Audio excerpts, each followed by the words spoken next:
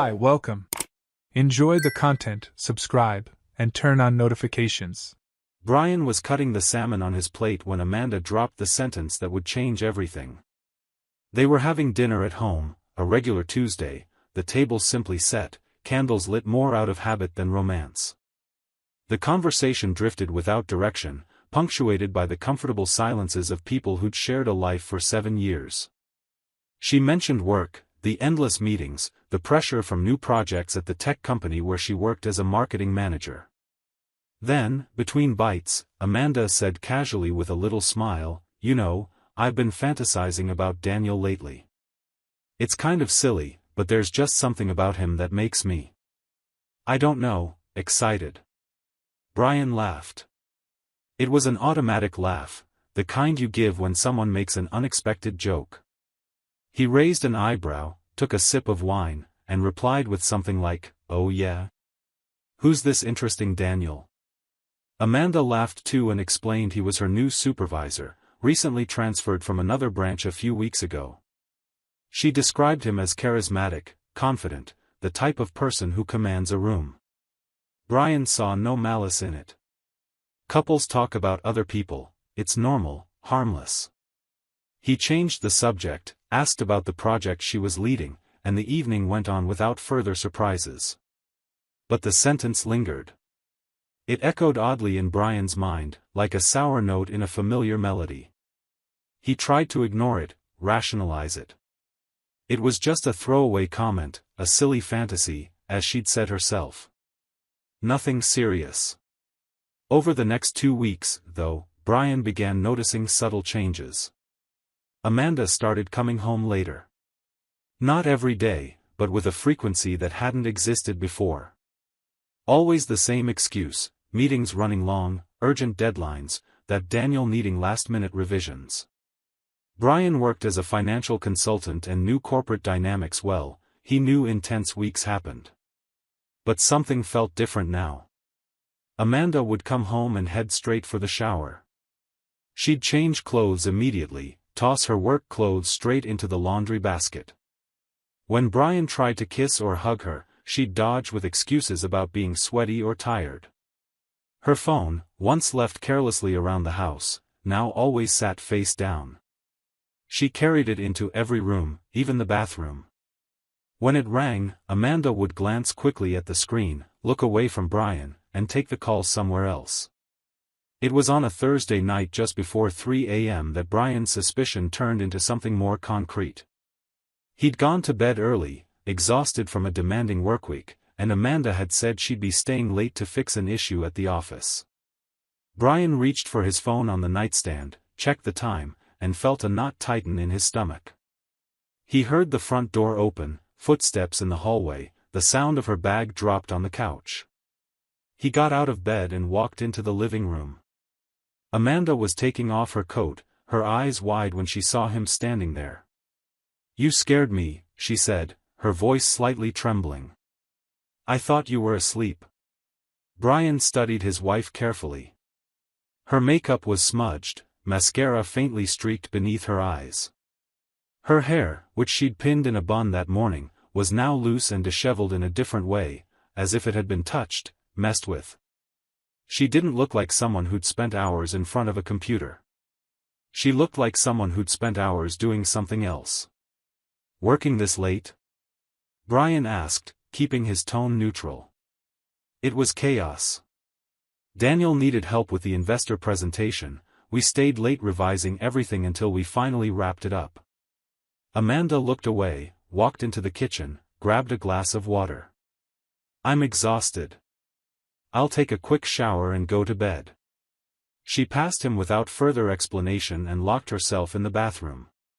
Brian stood in the living room, heart racing, mind racing through every detail.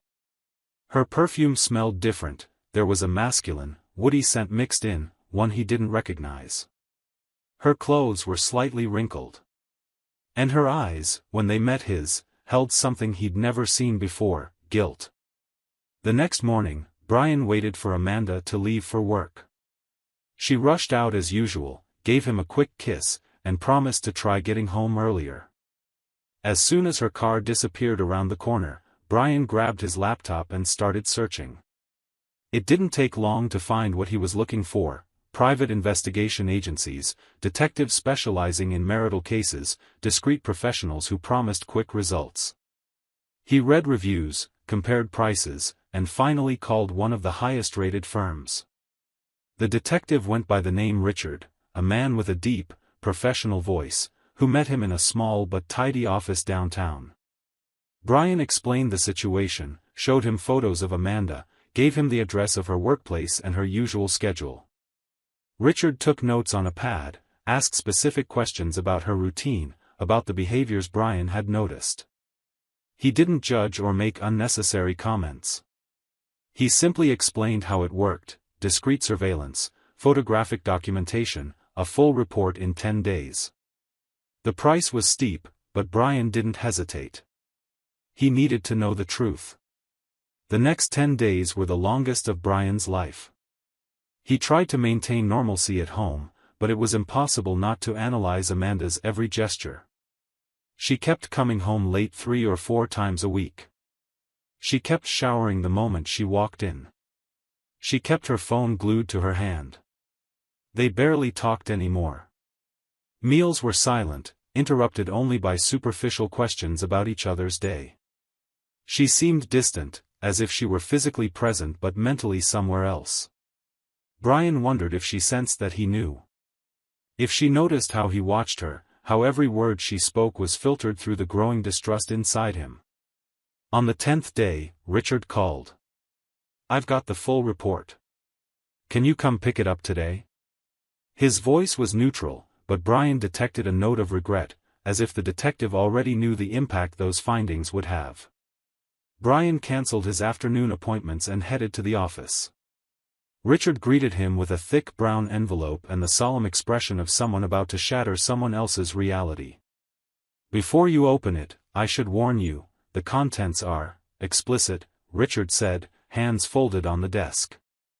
"If you'd prefer, I can give you a verbal summary first." Brian shook his head. "Just show me."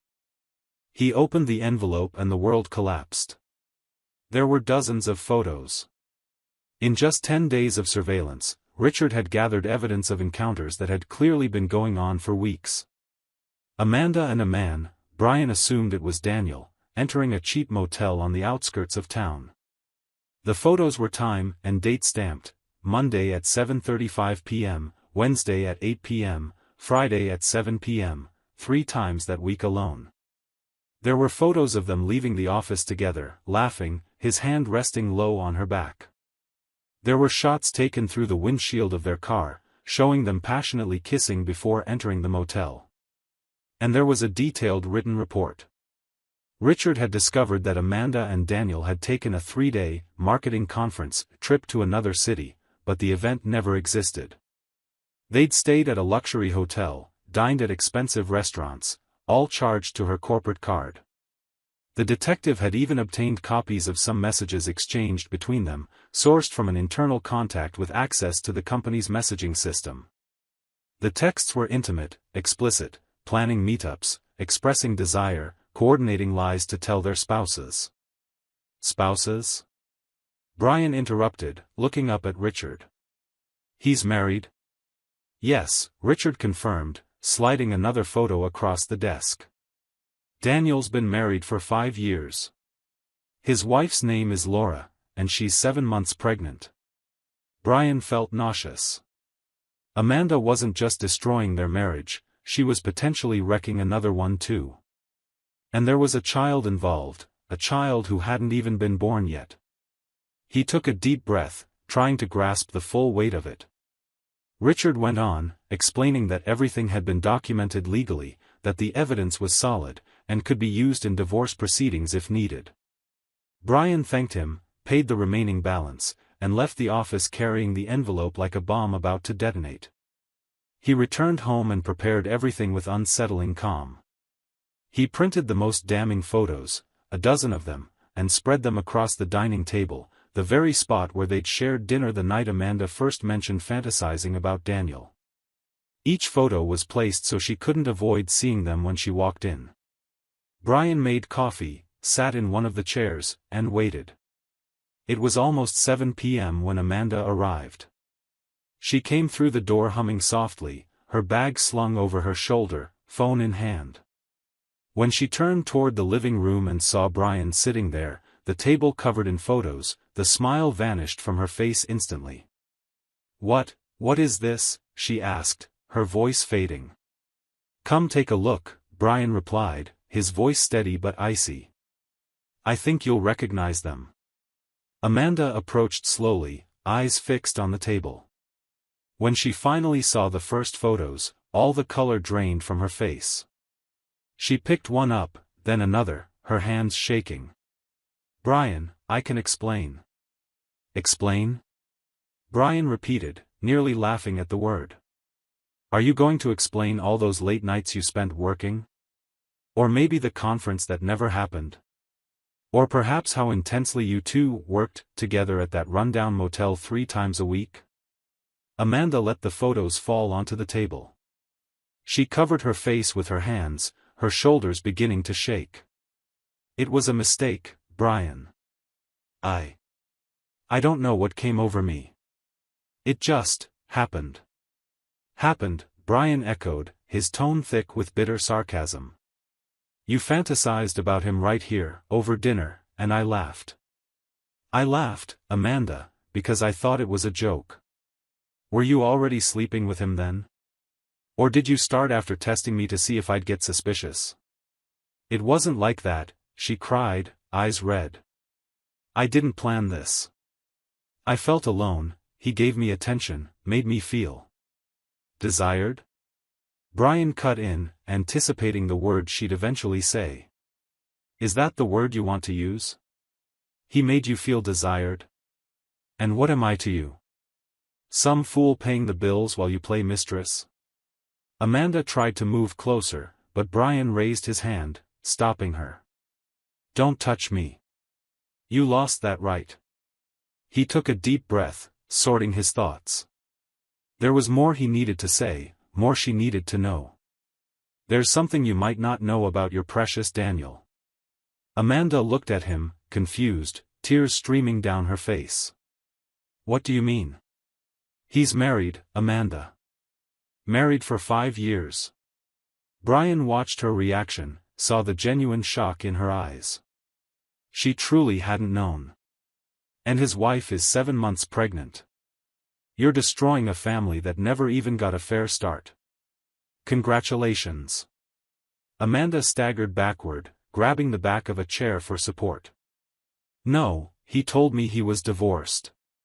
He said he was." "He lied," Brian said simply. "Just like you lied to me. Just like you lied about everything. The difference is, I'm not just going to accept it and move on. I've already sent all these photos and the full report to Laura, his wife. She deserves to know who she's married to, just like I deserve to know who I married." "What did you do?"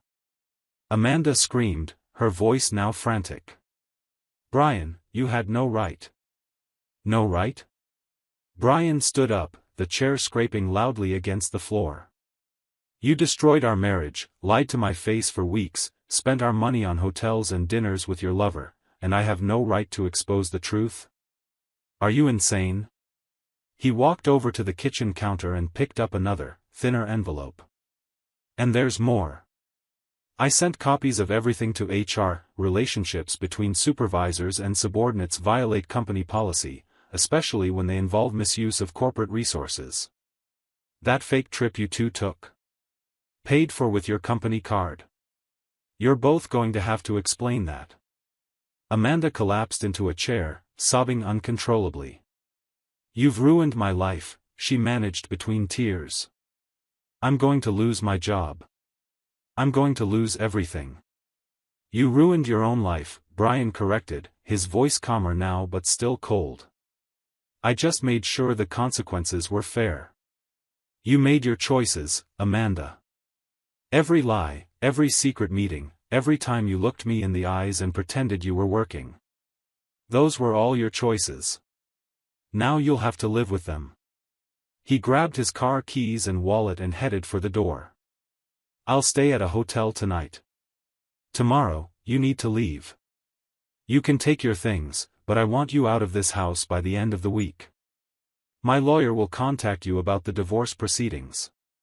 Brian, please, Amanda pleaded, stumbling to her feet. We can talk, we can try. Try? He turned, meeting her eyes one last time that night. There's nothing to try. You turned a fantasy into reality and destroyed 7 years of marriage.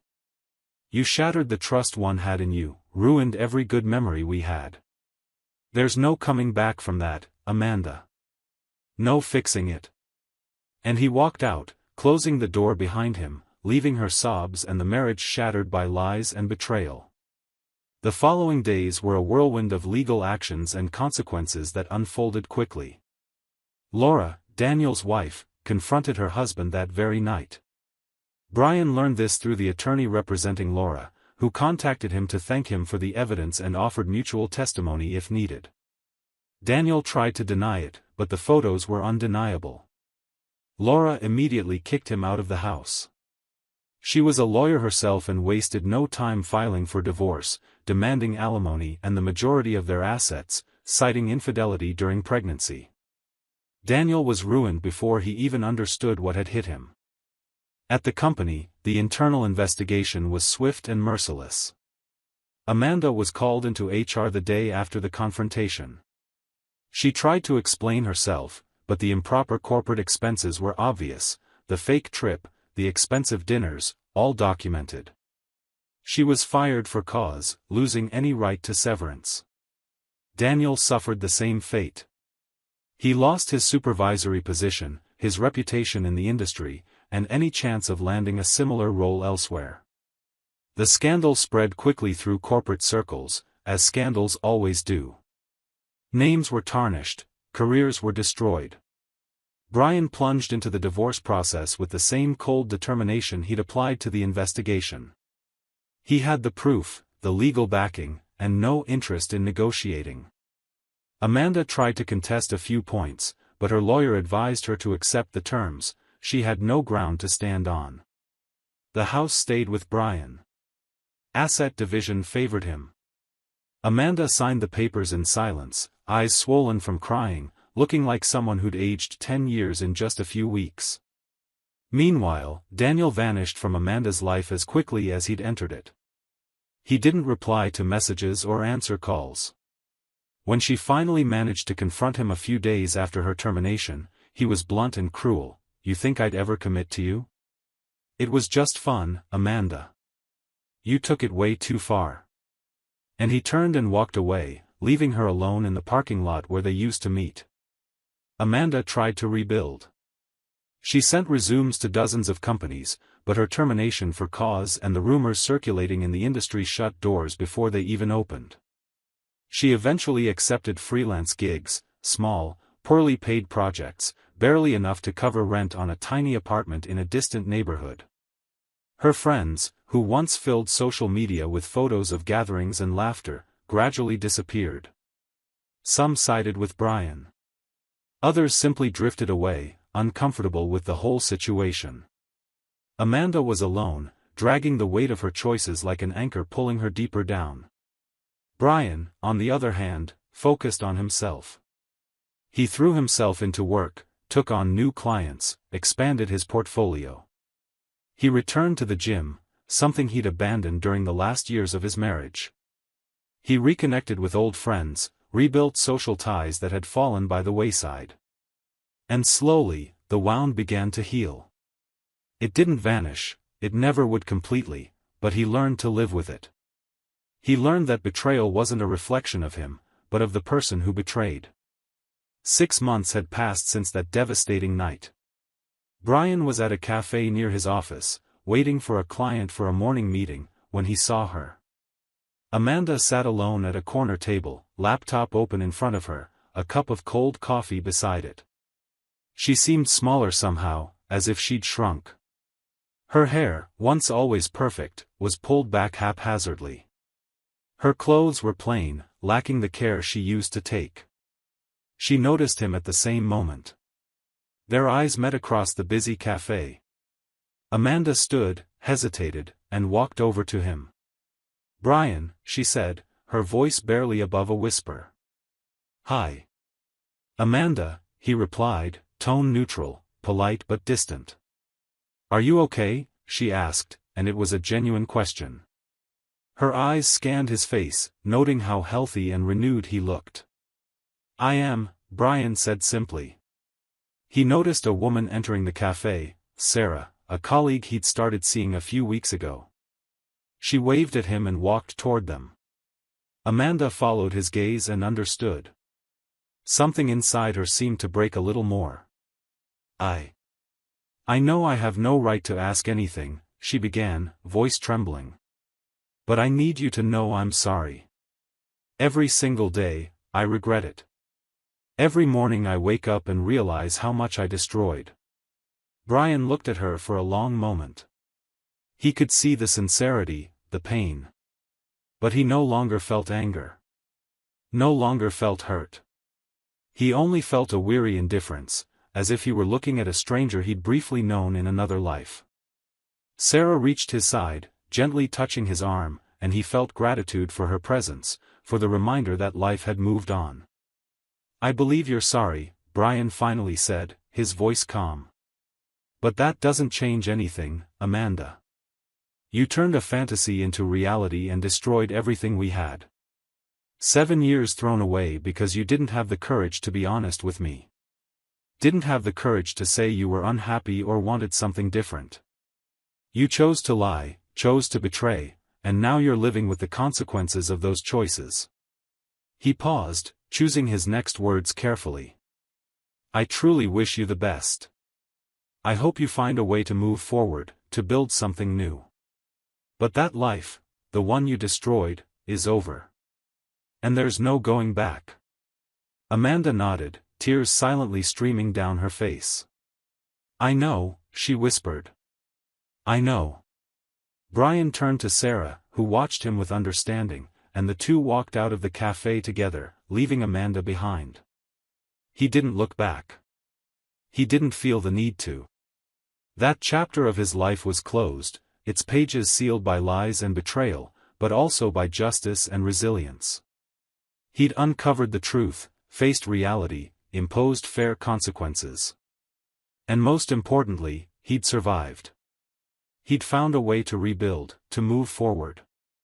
Amanda remained there, alone in the cafe crowd, watching him leave, bearing the weight of her choices like a life sentence. And Brian kept walking, toward the future he was building, one step at a time, free from the chains of a marriage destroyed by fantasies that became all too real. Thank you for watching the video. If you enjoyed it, don't forget to subscribe to the channel and turn on notifications so you won't miss any updates. See you next time.